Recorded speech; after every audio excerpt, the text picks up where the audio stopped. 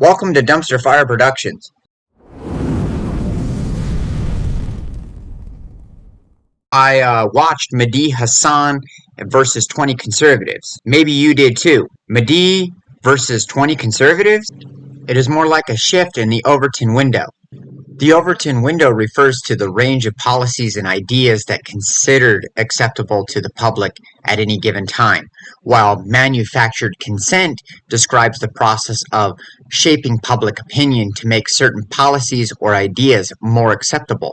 The Overton window can be shifted by various factors, including deliberate efforts of individuals and groups to influence public discourse through propaganda and other means. Let's talk about Diana Hendricks, who owns Hendricks Trust Foundation. She made her wealth on her family industry who sold steel. They ended up selling the majority of their shareholders off, and that money ended up in their trust foundation. Charles Koch is the owner of Koch Media and Koch Industries. Through his money, he's been able to establish the Heritage Foundation, which is a conservative think tank.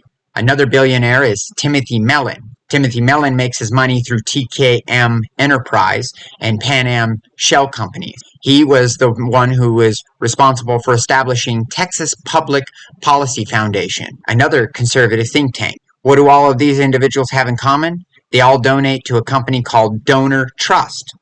Donor Trust, a slush fund, raises money to create companies and brands like BetterHelp, as sponsors Jubilee. Straight Arrow News is another conservative biased media platform, is a fact checker for Jubilee. Daily Wire, they utilize Straight Arrow News to advertise like BetterHelp. So Donor Trust essentially hires a prominent or established journalists and pundits from Fox, from Sinclair, from Comcast, and other networks like OAN to parrot their talking points. Shifting the Overton window is one thing. Hijacking it to make people believe it that it's expanded or that it's shifted through manufactured consent is another.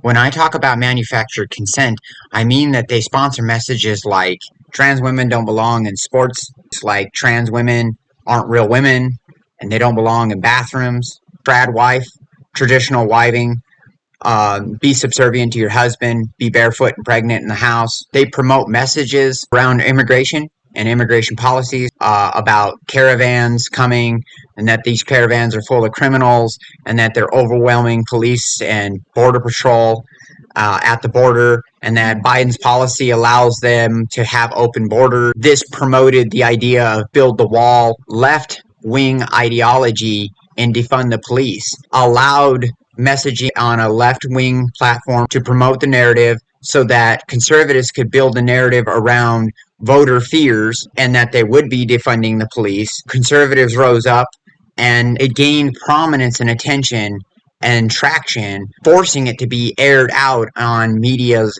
platforms like Fox, Comcast, and other Koch-owned media.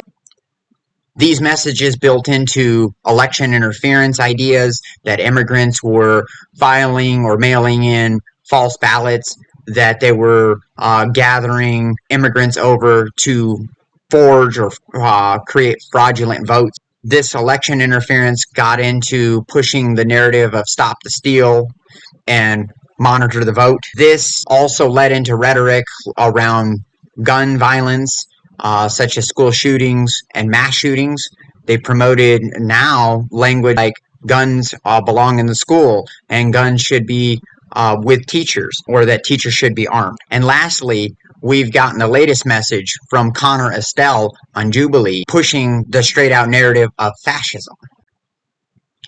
Traditional conservatism generally prioritizes gradual change and preserving existing societal structures. Fascism, in contrast, is characterized as a revolutionary movement seeking to establish a totalitarianism state and radically reshape society. While some conservatives may express skepticism towards certain aspects of liberal democracy, modern conservatism generally upholds democratic principles like free and fair elections, rule of law, civil liberties. Fascism, however, rejects liberal democracy and the parliamentary system, and voting. Fascism readily embraces violence and suppression of opposition to achieve and maintain power. This distinguishes itself from mainstream conservative approach to governance. So when we talk about mainstream conservatism and you try to put that up against a fascist message on like a platform like Jubilee, you are not spreading conservatism. You are serving as a messaging board for fascism. Jubilee funders and sponsors are right-wing think tanks. Jubilee manufactured their image to be unbiased, but yet they are steeped in dark money, primarily through grants, foundations, and trust funds, owned all by billionaires like Koch, Uline, and Mellon. Jubilee succeeded at manufacturing your consent by hijacking the narrative with unwelcome messages to broaden the Overton window.